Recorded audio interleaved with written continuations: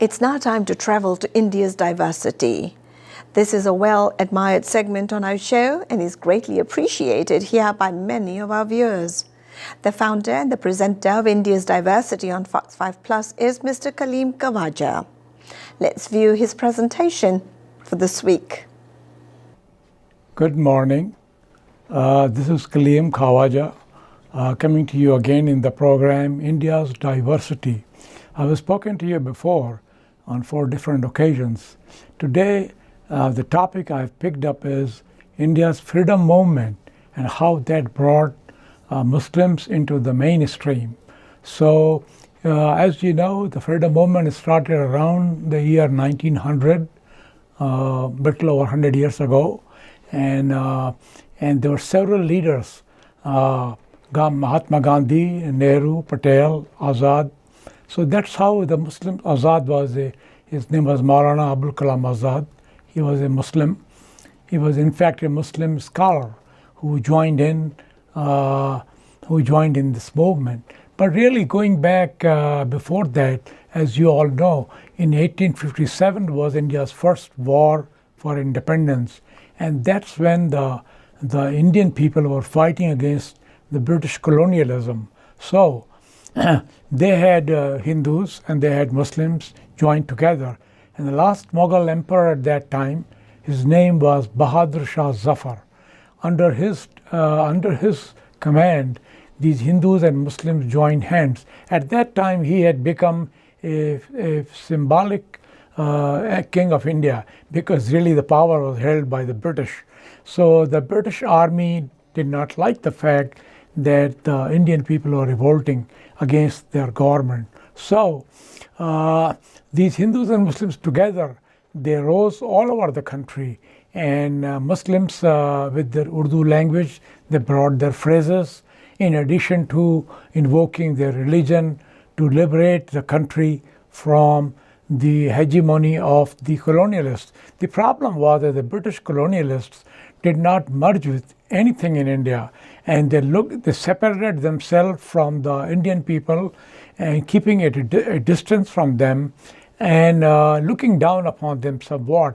Also, they were denying them higher education, and so Indians were starting to feel like second-class citizens, and that's how they revolted.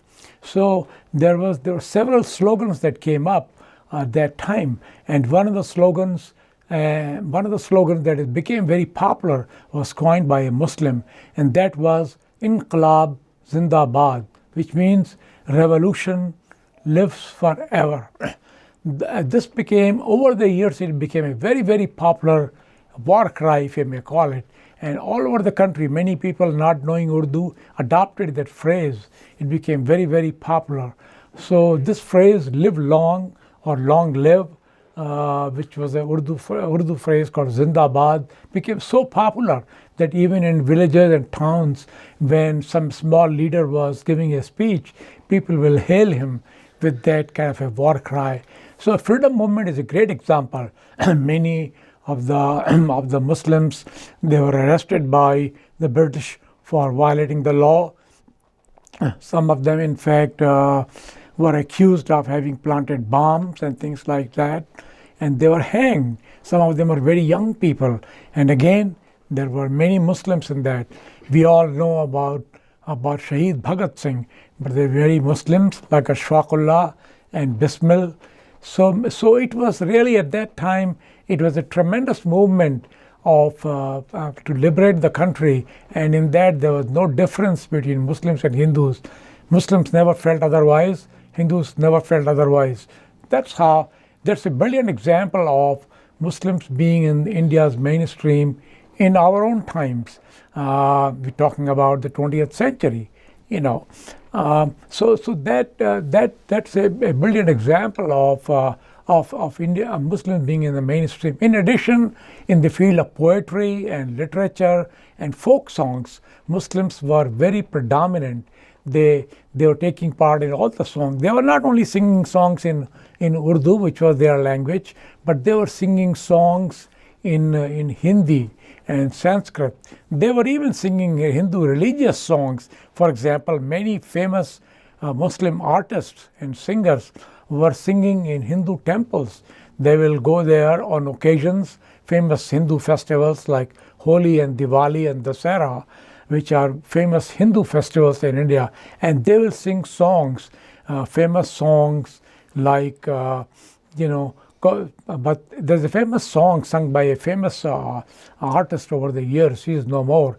His name is Bade Ghulam Ali Khan, and his famous song is Bata de Sakhi Kaun Gali Shyam Gayo Re, which says, invoking Lord Krishna and asking friends, tell me which way Lord Krishna has gone. And also the other song, which is Man Tadpat Hai Hari Darshan Ko, which in English means, my heart is beating for Lord Krishna. So these were the examples, and these songs were sung by Muslims, devout Muslims, because there was so much integration between Hindus and Muslims. So thank you very much again for listening to me today.